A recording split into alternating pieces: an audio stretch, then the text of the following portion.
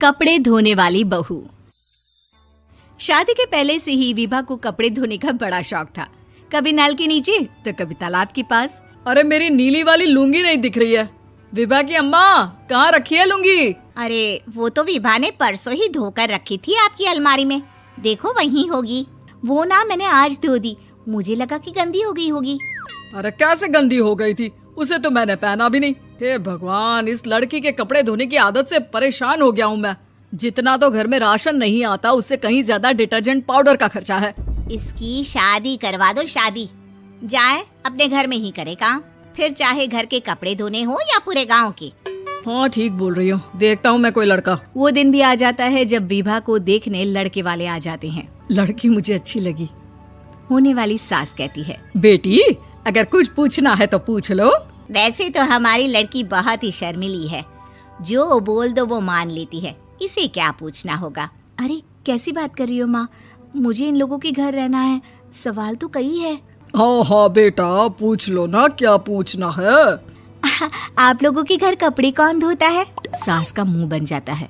देखो, अगर तुम ये कहना चाहती हो कि तुम्हें कपड़े धोने नहीं आते तो सुन लो, कपड़े मैं ही धोती हूँ, लेकिन तुम्हारे आ जाने के बाद मैं रुमाल तक नहीं धोऊंगी। अरे चुप रहना भाग्यवान, बहू बेचारी घर आई नहीं, उसे डराना शुरू कर दिया। वो क्या है ना बिटिया, अभी तक तो ये कल्लू की माँ ही धोती थी, लेकिन अब तुम्हारे पापा तो दहेज में वॉशिंग मशीन देंगे ही।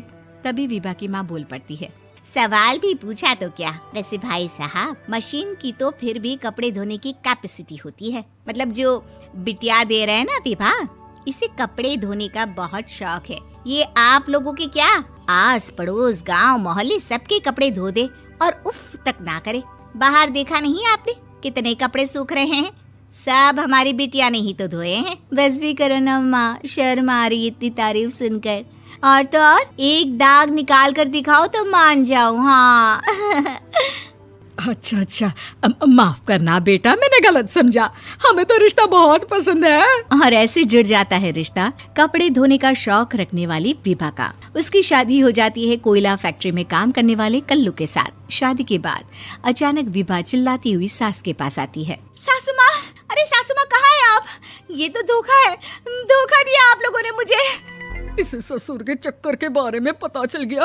अरे तो उसमें तुझे क्यों धोखा मिला है? अरे नल में पानी नहीं आता, कपड़े कैसे कब धुलेंगे? अच्छा, तू पानी नहीं आ रहा उसकी बात कर रही है। तो आपने क्या सोचा? कुछ नहीं।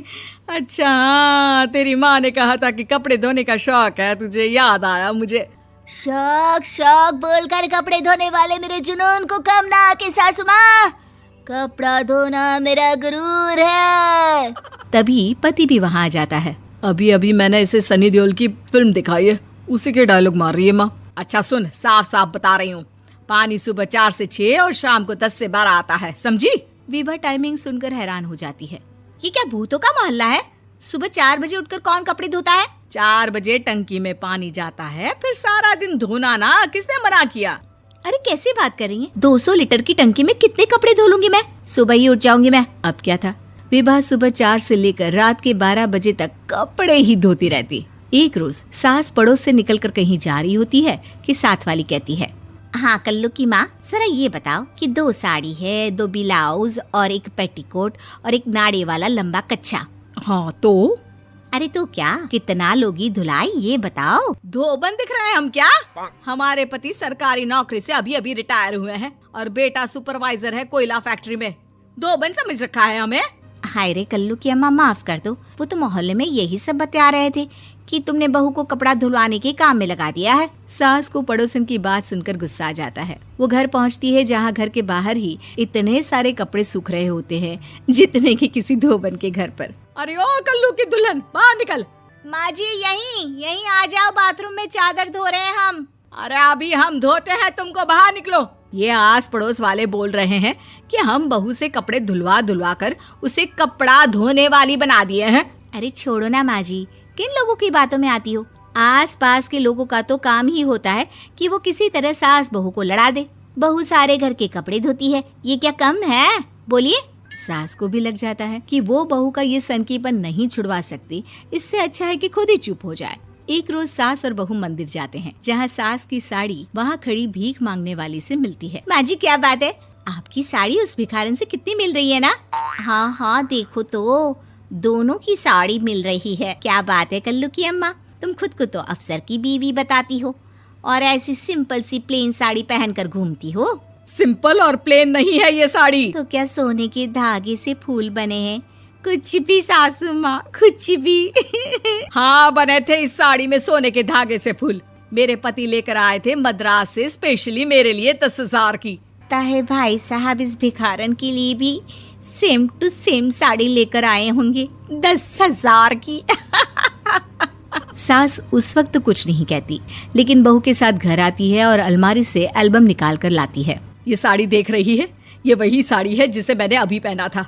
इस साड़ी में ये जो चमकदार फूल दिख रहे हैं ना, ये सोने के धागों से काढ़े गए हैं। लेकिन तू लोकल वॉशिंग मशीन ब्रश से घिस घिस कर सारे फूलों को निकाल कर साड़ी प्लेन कर दी। मुझे माफ कर दीजिए सासू माँ। और तो और, जब मैंने तुझे तेरी गलती के लिए कुछ नहीं कहा, लेकिन तूने तो सबके सामने मेरा मजाक ही बना दिया। क्यों? बहू को समझ में आ जाता है कि अब से उसका कपड़े धोना बंद।